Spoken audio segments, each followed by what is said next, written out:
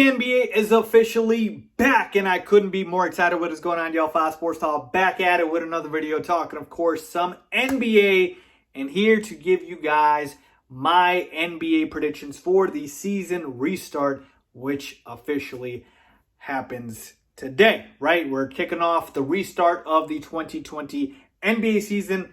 Obviously, it suspended in March, and so it's been a long time that we've had no basketball, and obviously we've had scrimmages here, but now the games really count, and now it's time to give my predictions. So before I do that, if you're new to the channel, guys, welcome, and make sure to go ahead and subscribe, folks. There's going to be a ton of NBA content now that the NBA is back, folks. I can't wait, so you guys don't want to, please stay tuned to the channel, subscribe, hit the bell icon down below to be notified, turn on the post notifications, guys, and also go ahead and support me on Patreon if you want to support the channel. So go ahead and check that out. And guys, follow me on my Twitter, my Instagram, links down below and the screen for my social media. Best place to reach out to me. Okay, so with that being said, got my whiteboard behind me. Essentially, I'm going to be walking through all the predictions, right? I'm going to give you guys my picks for who I believe make the playoffs, because we're going to have some regular season games. I'll give you guys my word picks, which I've done before, but let me do a recap of those, and then finally give you guys my picks for who I believe makes the NBA Finals, and who I believe makes it from both conferences as well on the Eastern and Western Conference side. So with that being said, let's get started. Okay, so here we go. I've got the Western Conference and the Eastern Conference teams. So basically, I've listed out all 22 teams here, right? So we've got 13 from the Western Conference, and we've got 9 from the Eastern Conference. And we all know that only 8 teams make the playoffs, okay? So essentially, these are the teams obviously competing for that final 8 spot in the Western Conference. So we've got 5 teams there. And in the East, we've sadly only got 1 team, okay? So in terms of who is going to get the 8th seed, let's just start with the East because it's pretty straightforward. Listen, folks, the Wizards are a lot of games behind here, okay, of the Magic and the Nets. And truth be told, they really shouldn't have even been invited. I don't know why the NBA invited them.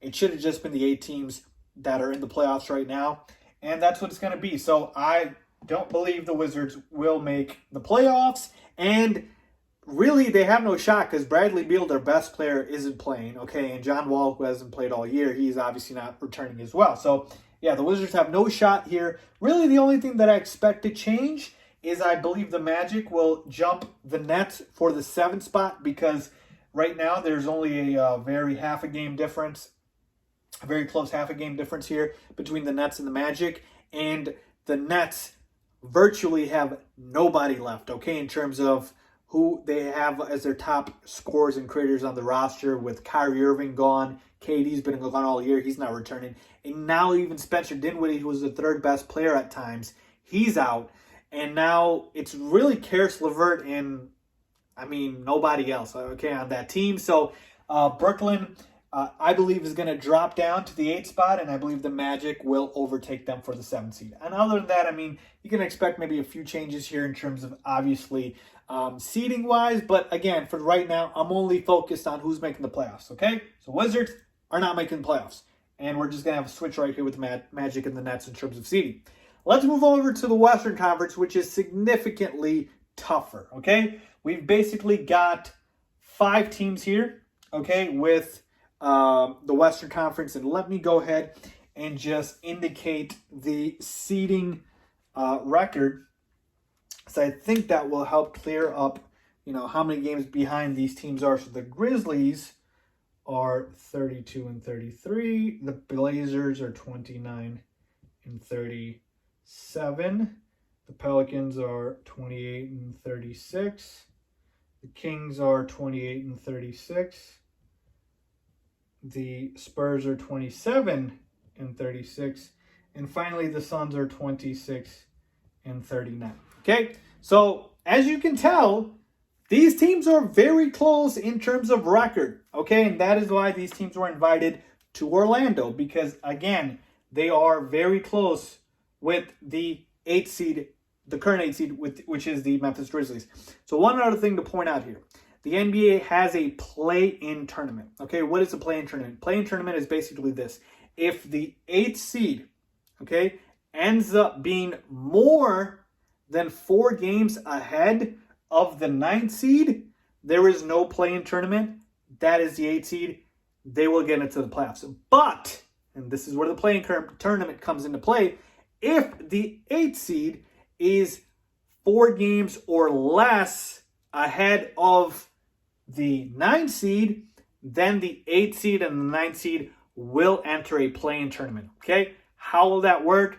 The 8th seed only has to beat the 9th seed 1 time, but the 9th seed to get the 8th seed spot has to beat them 2 times. So essentially, let's just take the Grizzlies and Blazers here because they're the current 8th and 9th seed before the season restart or games have happened.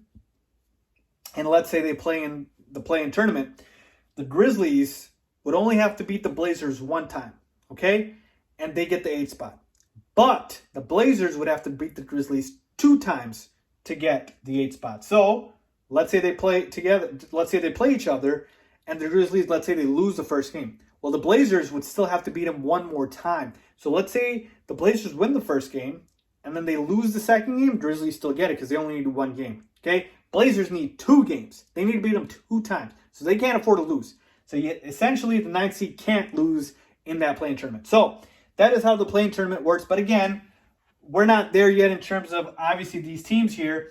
And which team do I believe will win and stay in this 8th spot? Now, right now, the Grizzlies have the upper hand. They're a few games ahead of all these other teams. Let me just eliminate the teams at the bottom because I don't believe the Suns, the Spurs, or the Kings really have any chance, okay? The Spurs don't have LaMarcus Aldridge. He's not playing in the restart. That's a big blow. It's their second best and potentially best player, honestly. You can argue between him and DeMar DeRozan, and so that's a huge loss. They're not going to be able to overcome that. I know they subbed Greg Popovich, but Pop can only do so much with that talent. The Suns, they're not going to make it either. They're just not ready yet, folks. They don't have Kelly Oubre as well. I like Devin Booker. I like DeAndre Ayton. Just not ready yet. Okay? Kings, also, I don't believe they're ready yet as well. I like this team.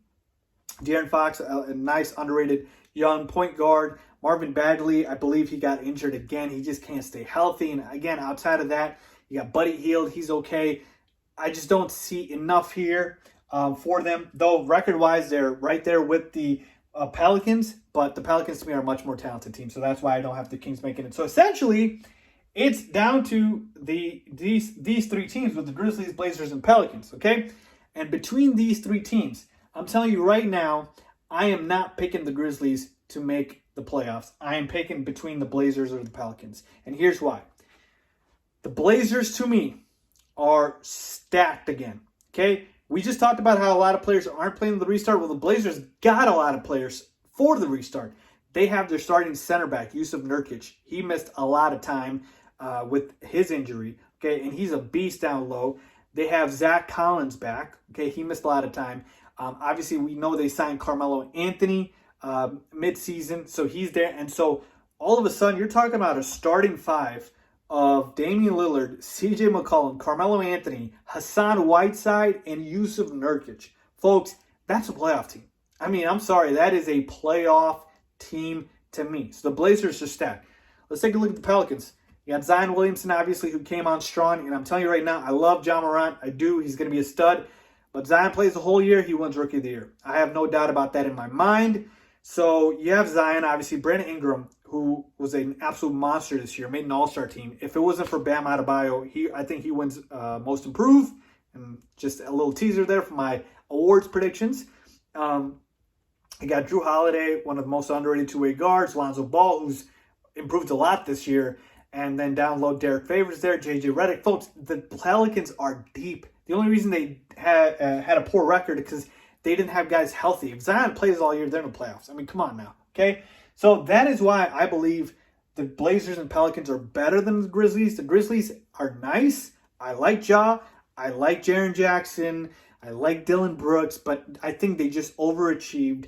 And I think this comes back down here because I believe these 2 teams will make a surge.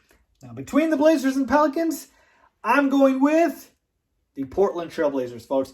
You got to say something there about playoff experience. Portland has been there and done that, and they will make the playoffs. They're getting the 8th seed. So let's go ahead and crown them that. So let me move this here, and I have the Blazers getting in and cross out the Grizzlies and the Pelicans. So the Blazers get the 8th spot. Okay, so now that we've determined the playoff teams, I'm going to go ahead and just skip to the Western and Eastern Conference Finals. Now, here's the thing. Once the regular season games commence and we have the full seedings, I'm going to come back and do this all over again because we have all the full seedings and we'll know which matchups are happening. Right now, it's just too difficult to guess, folks, and so I'm not going to do that. Instead, I'm just going to go ahead and skip ahead to the teams I believe make the Western Conference Finals and the Eastern Conference Finals. Okay, so in the Western Conference Finals, to me, I mean, this is very, very easy to me. It is the two best teams I've said all year long. The Lakers and the Clippers are going to meet in the Western Conference Finals. And the Eastern Conference, one team is a gimme, which is the Milwaukee Bucks, who have been the best team in the East and arguably the best team in the NBA. But who faces them? Could it be Miami? Could it be Toronto? Could it be Boston? All very, very solid teams. But I'm not going to go with any of those. I'm actually going to go with the sleeper team that I believe makes it all the way to the Eastern Conference Finals. And it's a team that has underachieved a little bit, but I'm telling you, they have more talent than the Heat. They have more potential than the Celtics or the Raptors. And that is the Philadelphia 76ers. Yes, I believe the 76ers face off against the Milwaukee Bucks in the Eastern Conference Finals. And that is who I have. And here's the thing, just fun fact. Before the season restarted and we had the regular season happening, right? Nothing changed. Before this past regular season, when I made my predictions, my picks to make the NBA Finals were the Clippers and the Sixers. So I have been on the Sixers for quite some time, folks. So just putting that out there, I have a tweet. I think I tweeted it too, so I can pull up the receipts. But I had the Clippers and the Sixers, and I believe I had the Sixers winning. But I am going to obviously redo my predictions right now in front of you guys because obviously it's a whole different season. Whole different season now because of the restart and everything that happened. 4 months off, folks. Come on now. Okay, so these are the two teams that make it to the Eastern and Western Conference Finals. How many games and who wins? I have the Lakers in 7. Very hard fought 7 games. To me, the reason I have the Lakers beating the Clippers, even though the Clippers are the deeper team, and they are the deeper team, folks. I mean, come on now. You got Reggie Jackson coming off the bench. Marcus Morris they picked up. Joakim Noah they picked up as well. Obviously, we know Kawhi Leonard, Paul George. We know Montrezl Harrell coming off the bench. Lou Williams, Patrick Beverley. I mean, the team's stacked. It's stacked. But when push comes to shove, it's all about the best players. 2 best players on the Clippers, Paul George, Kawhi Leonard. Or Kawhi Leonard, Paul George, in that order. Best 2 players on the Lakers, LeBron James and Anthony Davis. So I will take the 2 best players, the Lakers versus the Clippers, and that is why I'm taking them. Because, again, I will take that duo over the Clippers duo. I don't believe the Clippers have anybody that can stop Anthony Davis down low. He will get whatever he wants. And LeBron James, to me, is still the best player in the world. So, again, hard-fought game is 7 games, but I'm going with the Lakers. Eastern Conference Finals, again, I'm tempted, very tempted to pick the Bucks. The Sixers. I am really high on the Sixers, but I can't do it. I'm going to go with the Bucks, but I'm going to go also in 7 games because I think it will be that hard-fought. Folks, look how stacked the Sixers are. Just for a second here. Joel Embiid, Ben Simmons, Al Horford, who's probably coming off the bench, by the way, Tobias Harris, Josh Richardson, Matisse Thybulle, Furkan Korkmaz, Mike Scott. I mean, that is ridiculously deep. Ridiculously deep, folks. I mean, folks, don't underestimate the Sixers, okay? So there we have it. And then in the NBA Finals, I have got obviously I've got the Lakers and the Bucks, but so let me do that here. But who do I have winning? I've got, let me switch markers here. Do a little drum roll, if you will. I'm going with the Los Angeles Lakers to win the NBA championship in 6 games, folks. I think they'll implement a similar game plan that the Raptors did last year to stop Giannis Antetokounmpo, which is just literally clog the paint. And the Lakers have a bunch of guys that can do that. You got Anthony Davis, you got Dwight Howard, JaVale McGee, a lot of long, very lanky guys, and it's going to be hard for Giannis to get to the basket, and the Lakers are a very, very good defensive team, and I believe they will be winning the NBA championship, and obviously this would be a great, great way to commemorate, obviously, the late, great Kobe Bean Bryant. But that's not the reason I picked the Lakers. I picked them because I believe they are the best team in the NBA, and they will win the NBA championship in 6 games. You heard it here first. And finally, I wanted to give you guys my bonus clip here, which is the awards. So I've done this before, but just do it again one more time for you guys. So who do I believe wins the awards? Now, keep in mind, this has already been determined, meaning these restart games won't count towards these awards. It's already being counted for the regular season games being played. So players can't really change that. I believe the voting's already taken place. And so that's why I want to go ahead and go through these awards. But I will say the stats, that can change. So James Harden, who's leading the league in scoring, his numbers will still be affected by how much he scores in the season restart in the rest of these 8 games, okay? So just run through them real quickly for you guys. Rookie of the Year, again, to me, this should have been Zion if he plays the whole season, but it's a shoo-in. It's Ja Morant. More power to him because, honestly, folks, I did not think he was going to be this good. I knew he was going to be good, but this good, and obviously lead the Grizzlies to a potential playoff berth. Nobody saw that come. So, Ja, again, well-deserved in a sense, but I really wish we got to see Zion play a full season because I do think he would have won. Coach of the Year, this one is also another very easy one. It is Nick Nurse. Nobody saw the Raptors being as good as they were this season. They're second in the Eastern Conference without Kawhi Leonard. How do you lose your best player and you're potentially better record-wise? Now, I don't think they're a better team overall, but record-wise, I mean, come on now. Pascal Siakam's been amazing, so got to give Nick Nurse a lot of credit for that. I believe he's going to win Coach of the Year. 6th Man of the Year, I got Montrezl Harrell from the LA Clippers. Now, look, they've actually got a perennial 6-man in Lou Williams, but Harrell's been, I believe, even better than Lou.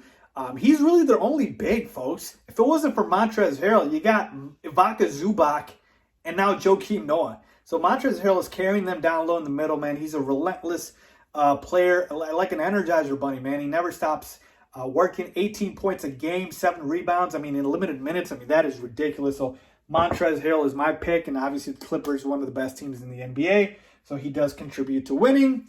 Most improved, this one is also not, I wouldn't say easy for me, but I've been saying his name since even before the season started, actually. It is Bam Adebayo. Obviously had a breakout season, made an all-star team. The other guy that potentially could win it here is Brandon Ingram, who also broke out and had an all-star season, but I'll go with Bam Adebayo. Defensive Player of the Year, to me, this should be Anthony Davis, the anchor down low for the Lakers. His defensive numbers are pretty good as well, but I believe he won't win it. I think it's going to be Giannis, but to me, AD should win this award. And finally, MVP, this one to me, it's Giannis, folks. I know LeBron is the other guy. He's probably going to finish second, but listen, I'm a big LeBron James fan, okay? But LeBron literally has a guy on his team who averages more points, rebounds, blocks, steals, everything besides assists on his own team in Anthony Davis. So you can't win MVP when you're not even statistically dominating your whole team like Giannis is, and the Bucks have the best record. So it's not even close to me, honestly, folks. I would like it to be, but it's not. I got to be objective. It's Giannis, okay? So real quickly here, I do want to say I believe Ja will win it. I believe Nick Nurse will win it. Harrell could win it. Another guy to look forward to is Dennis Schroeder on the OKC Thunder, who was coming off the bench, averaged about 19 points a game. I think Bam wins it. AD, I don't believe he will. I think it'll be Giannis, but I think it should be AD. And I think Giannis wins MVP. So there you have it, folks. Let me know if you guys agree or disagree. Leave it down in the comments below as always. Thanks for watching.